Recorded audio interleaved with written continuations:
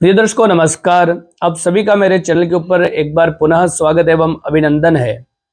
आज के इस कार्यक्रम के अंदर वार्षिक राशिफल के बारे में बात करेंगे। राशि रहेगी आज कुंभ। मेष राशि से लेकर के मकर राशि पर्यंत हमने पहले ही 10 वीडियो बना चुके हैं 10 राशि वालों के लिए वार्षिक राशिफल 2025 का। आज के इस कार्यक्रम के अंदर हमारी मुख्य राशि रहेगी कुंभ राशि। जिनका जन्माक्षर या बोलता नाम ग पे या से पे आता है उन सभी दर्शकों के लिए यह आज का कार्यक्रम काफी महत्वपूर्ण रहने वाला है, या फिर जिनका कुंभ लग्न की कुंडली है उन लोगों के लिए भी यह कार्यक्रम काफी महत्वपूर्ण है। इसलिए इस कार्यक्रम को आप बिल्कुल भी ना छोड़े। 2025 का ज्योतिषीय यानी कि वैज्ञानिक ज्योतिषीय दृष्टि से आज हम विश्लेषण करने वाले हैं। प्रिय दर्शकों, मुख्य रूप से आज हम बात करेंगे देवगुरु बृहस्पति की, उनका परिवर्तन और उनका अतिचारी होना आपके जीवन के अंदर क्या परिवर्तन लेकर के आएगा 2025 के अंदर। बात करेंगे आपकी राशि के अधिपति शनिदेव, क्योंकि कुंभ राशि वाले पहले से ही शनि की 7.5 से गुजर रहे हैं। शनि का भी राशि परिवर्तन होने वाला है 29 मार्च 2025 के दिन। उसका क्या शुभ और अशुभ प्रभाव रहेगा। हम बात करेंगे राहु के बारे में, क्योंकि राहु ग्रह आपकी राशि से वर्तमान धन भाव में है, यानी कि सेकेंड हाउस में है। राहु का भी परिवर्तन होगा और आपकी राशि के अंदर राहु देव आने वाले हैं। तो राहु का क्या प्रभाव रहने वाला है, केतु का क्या प्रभाव रहने वाला है, इन सभी ग्रहों के परिवर्तन की बात करेंगे। आपके जीवन के अंदर क्या परिवर्तन रहने वाला है आप इस चार्ट को अच्छी तरह से समझ लीजिए। 1 जनवरी 2025 का दिन जब प्रातःकाल सूर्य उदय होगा उस वक्त जो ग्रहों की अवस्था रहेगी उस अवस्था के अनुसार हमने यह कुंडली का निर्माण किया। कुंभ लग्न हमने इसलिए लिया है कि आप आसानी से ये जान सकते हैं कि आपकी राशि से कौन से भाव में कौन से ग्रह भ्रमण कर रहे हैं। आइए सबसे पहले हम चार्ट को समझते हैं, इस चार्ट को देखते हैं, इस कुंडली को देखते हैं। कुंभ लग्न की कुंडली ये आपकी राशि है। जब 1 जनवरी 2025 का दिन प्रारंभ होगा तो शनि और शुक्र दोनों ही ग्रह एक साथ में विराजमान रहेंगे लग्न में, यानी कि आपकी राशि में। आपकी राशि से सेकेंड हाउस में राहु रहेंगे, चतुर्थ स्थान पर बृहस्पति रहेंगे, षष्ठम स्थान पर मंगल नीच राशि के होकर विराजमान रहेंगे, अष्टम भाव में केतु रहेंगे, दशम भाव में बुध रहेंगे एवं एकादश भाव में सूर्य रहने वाले हैं। गुरु 14 मई 2025 तक यही रहेंगे, राहु 18 मई 2025 तक यही रहेंगे सेकेंड हाउस में, शनिदेव 29 मार्च 2025 तक लग्न में रहने वाले हैं। आइए सबसे पहले हम बात कर लेते हैं शनि ग्रह की, क्योंकि शनि आपकी राशि के अधिपति भी है और शनि की 7.5 से आप गुजर रहे हैं। 2025 में शनि का क्या प्रभाव रहने वाला है। प्रिय दर्शकों, वैसे तो ऐसा कहा जाता है कि शनि अपनी राशि में कभी भी अशुभ फल नहीं देते। शनि क्या, कोई भी ग्रह हो जो अपनी राशि में विराजमान रहते हैं वह हमेशा उस भाव की वृद्धि करते हैं। लेकिन कहीं ना कहीं शनि की 7.5 है और आपकी जन्म कुंडली के अंदर अगर शनिदेव कमजोर है, नीच राशि में है, यानी कि मेष राशि में है, या फिर मंगल के साथ में राहु के साथ में कहीं विराजमान है, या सूर्य के साथ में युति या शनि अस्त हो रहे हैं, या फिर कहीं ना कहीं शनि वक्री होकर के बैठे हैं और उनकी दशा अंतरदशा प्रत्यंतर दशा अभी वर्तमान समय में चल रही है, तो कहीं ना कहीं शनि की 7.5 में आपको कष्ट भोगना पड़ रहा होगा। अगर आपकी कुंडली में शनिदेव अच्छी कंडीशन में है तो आपको चिंता करने की बिल्कुल भी जरूरत नहीं है। अगर आपको ये जानना है कि आपकी कुंडली में शनिदेव कैसे हैं तो नीचे दिए हुए नंबर से आप संपर्क करके हमसे कांटेक्ट कर सकते हैं। शनिदेव 29 मार्च 2025 तक यही रहेंगे। इसका क्या मतलब है, शनिदेव अपनी राशि में शुक्र के साथ में रहेंगे, क्योंकि शुक्र लगभग जनवरी एंडिंग तक यहीं पर विराजमान रहेंगे। शनि और शुक्र की यह युति जनवरी महीने में काफी फायदेमंद रहने वाली है कुंभ राशि वालों के लिए। पहले ही महीने में आपको मान सम्मान प्राप्त होने लग जाएगा, क्योंकि 2024 के अंदर हो सकता है कि कहीं ना कहीं आपने स्ट्रगल किया हो, आपने मेहनत करी थी लेकिन फल नहीं मिल पा रहा था, तो जनवरी महीने से ही आपके पूर्व में किए हुए जितने भी कार्य हैं, कृत्य हैं, उन सभी के शुभ फल आपको प्राप्त होने लग जाएंगे जनवरी महीने के अंदर। प्रिय दर्शकों, शनिदेव आपकी राशि के अधिपति हैं, आपकी राशि में लगन में भ्रमण कर रहे हैं, यानी कि प्रथम भाव में भ्रमण कर रहे हैं। निश्चित तौर पर आपका जो माइंड है, आपका जो ब्रेन है वह सकारात्मक होगा, गुस्से पर कंट्रोल होगा, क्रोध पर आप नियंत्रण प्राप्त करेंगे, आपकी वाणी में मधुरता बनेगी और सत्यता बनी रहेगी। आप अगर न्याय के क्षेत्र में काम करते हैं या फिर आप पॉलिटिक्स के अंदर है तो जनवरी फरवरी का महीना काफी अच्छा रहने वाला है। मैं फरवरी का महीना इसलिए कह रहा हूं, शुक्र का राशि परिवर्तन होगा, और शुक्रदेव अपनी उच्च राशि में चले जाएंगे धन भाव के अंदर। फाइनेंशियल तौर पर फरवरी का महीना काफी महत्वपूर्ण है। शुक्र यहाँ पर पूरे महीने लगभग भ्रमण करेंगे फरवरी महीने में अपनी उच्च राशि धन भाव के अंदर।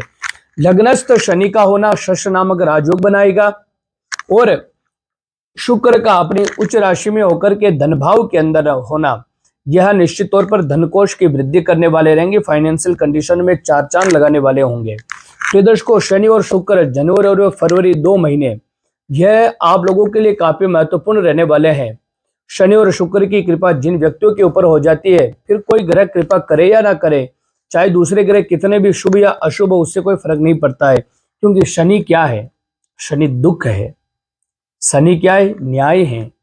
अगर जीवन के अंदर दुख चला गया और आपके साथ आपके कर्म के अनुसार आपको फल प्राप्त होने लग गया, तो फिर व्यक्ति को क्या चाहिए? शुक्र क्या है? शुक्र वैभव है, शुक्र समृद्धि है, शुक्र सुख शांति है, शुक्र लक्ष्मी है। और जिनका शुक्र मजबूत हो गया, फिर तो उनके पास पैसा ही पैसा, सुख समृद्धि ही समृद्धि। पूरी दुनिया किसके लिए दौड़ रही है? सुख शांति के लिए दौड़ रही है। और अगर वह सुख शांति आपके जीवन में शुक्र के कारण आ जाती है, तो फिर क्या चाहिए इंसान को? तो जनवरी और फरवरी महीना तो काफी महत्वपूर्ण रहने वाला है हर तौर से, चाहे वो सामाजिक लेवल की बात हो, आर्थिक लेवल की बात हो या कार्य क्षेत्र की बात हो, यहाँ पर अच्छा ही फल आपको देखने को मिलेगा।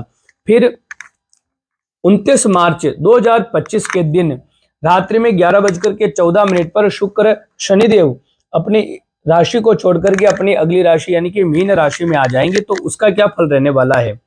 प्रिय दर्शकों, शनि की साढ़े साथी चल रही है। शनि अपने अंतिम चरण में आ जाएंगे, यानी कि ढैया आपके स्टार्ट हो जाएगी। 2.5 वर्ष के शनिदेव और रहेंगे।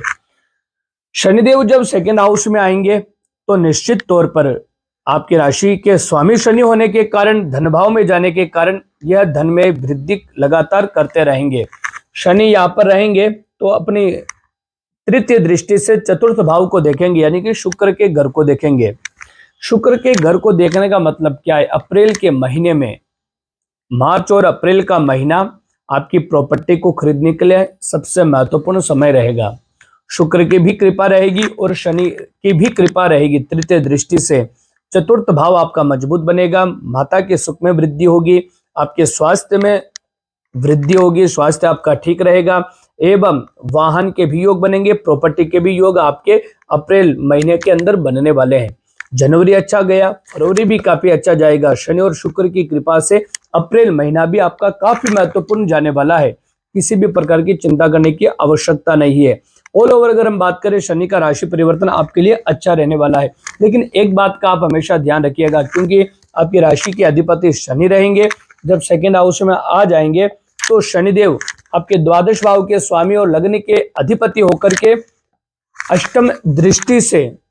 सप्तम दृष्टि से अष्टम भाव को देखेंगे, जहां पर कन्या राशि उदय हो रही है। शनि का परिवर्तन बाकी ऑल ओवर तो आपको हर चीज में वृद्धि करने वाले रहेंगे, लेकिन पत्नी या पति के स्वास्थ्य में थोड़ी गड़बड़ाहट दे सकते हैं। लंबी यात्रा से बचें। अगर आप वाहन चलाते हैं तो अपने पास में मृत्युंजय यंत्र या मारुति यंत्र अपने पास में रखें। और किसी भी पर पुरुष या पर स्त्री पर आप विश्वास ना करें, क्योंकि जब अष्टम से संबंध शनि का बन जाता है, शत्रु राशि में होकर के या दृष्टिपात हो जाता है, या किसी भी प्रकार से अष्टमेश या अष्टम के साथ में अष्टम भाव में होना या अष्टमेश के साथ में होना शनि का, यह पराई स्त्री या विदेशी स्त्री या फिर ऐसी स्त्री जो समाज में उसका लेवल अच्छा नहीं है, जिसको नगर वधु भी कह सकते हैं, ऐसे लोगों के संबंध में आने के बाद में हो सकता है कि आपको अपयश प्राप्त हो, आपके धन की हानि हो। तो सेकेंड हाउस में जब शनि आएंगे 29 मार्च के बाद में, तो आपको इस बात का भी ध्यान रखना है कि किसी स्त्री के ऊपर आपको विश्वास ना करना है जो पराई स्त्री है, और ऐसा कोई भी कृत्य नहीं करना है जिससे आपके यश की, आपकी कीर्ति या फिर आपके धन में हानि हो सकती है। अगर हम बात करें बृहस्पति के, देवगुरु बृहस्पति, आप देखेंगे आपकी राशि से बृहस्पति चतुर्थ भाव में भ्रमण कर रहे हैं, जो काफी अच्छा है। चतुर्थ का बृहस्पति धन भाव के स्वामी होकर के और लाभ भाव के स्वामी होकर के केंद्र में बैठे। सीधा सा बात है, 14 मई 2025 तक जब धन भाव और लाभ भाव के स्वामी स्वयं इतनी मजबूत कंडीशन में केंद्र में बैठे हैं, तो निश्चित तौर पर यह धन में वृद्धि करने वाले रहेंगे, ये आपके व्यापार में वृद्धि करने वाले रहेंगे। व्यापार से अगर लगातार घाटा आपका चल रहा था तो व्यापार में भी मुनाफा आपको मिलने लग जाएगा। घर परिवार के अंदर सुख समृद्धि बनेगी। बड़े भाई बहनों के साथ में तालमेल बैठेगा।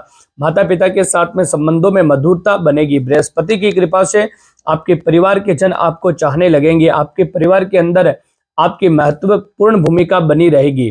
बृहस्पति जब 14 मई 2025 के दिन अपनी राशि के वर्तमान राशि को छोड़ करके पंचम भाव में आपकी राशि से पंचम भाव में आएंगे तो निश्चित तौर पर 14 मई के बाद में तो और ज्यादा समय अच्छा है।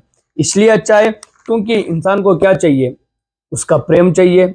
विद्यार्थियों को क्या चाहिए, विद्यार्थियों के लिए विद्या चाहिए। गृहस्थ के लिए क्या चाहिए, प्रेम चाहिए, संतान चाहिए। और व्यापारियों के लिए क्या चाहिए, व्यापारियों के लिए चाहिए, व्यापारी जो लोग होते हैं उनके लिए चाहिए पैसा। तो जब पंचम में बृहस्पति आते हैं तो बृहस्पति विद्या के कारक होने के कारण विद्या की प्राप्ति होगी। कुंभ राशि वालों के लिए बृहस्पति का 14 मई के बाद में परिवर्तन होना, यह आपकी एजुकेशन लाइफ के अंदर मजबूती प्रदान करने वाले रहेंगे।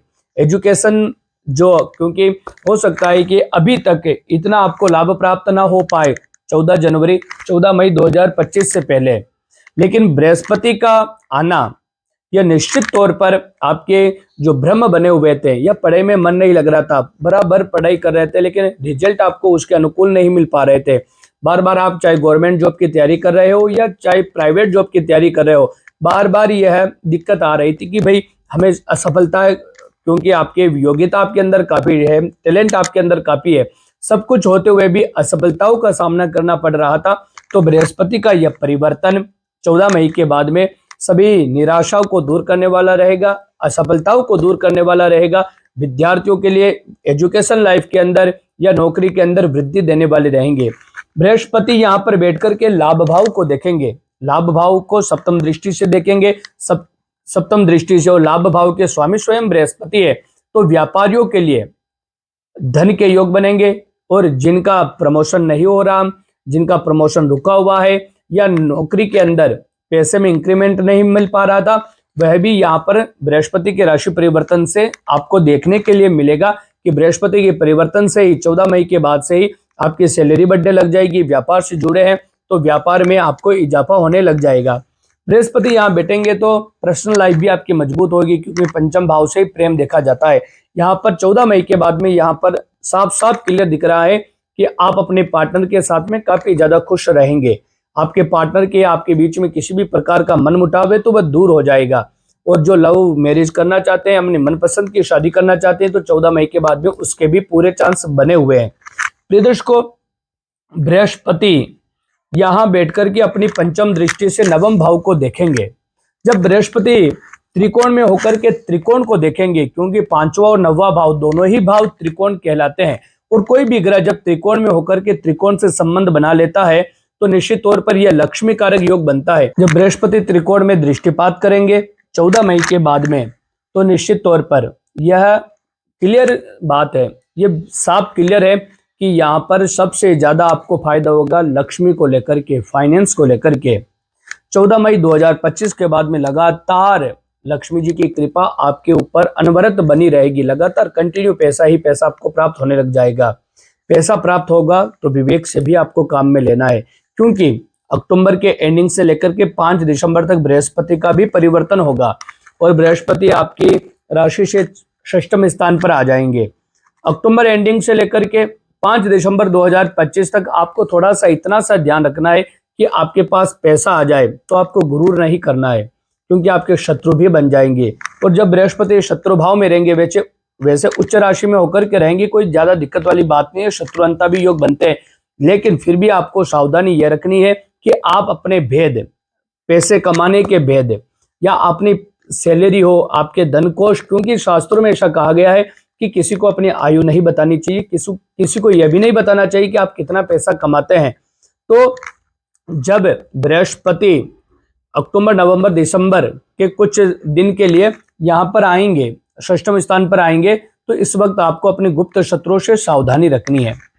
प्रिय दर्शकों, बृहस्पति अगर हम बात करें तो ऑल ओवर बृहस्पति 2025 में बहुत ज्यादा शुभ फल देने वाले हैं आप लोगों को, क्योंकि पहले तो केंद्र में रहेंगे 14 मई 2025 से पहले, जो आपके माता परिवार इत्यादि का सुख बढ़ाने वाले रहेंगे। पिता के साथ माता के साथ संबंधों में मधुरता बनी रहेगी और कहीं ना कहीं प्रॉपर्टी के योग भी बृहस्पति की कृपा से यहाँ पर बनेंगे।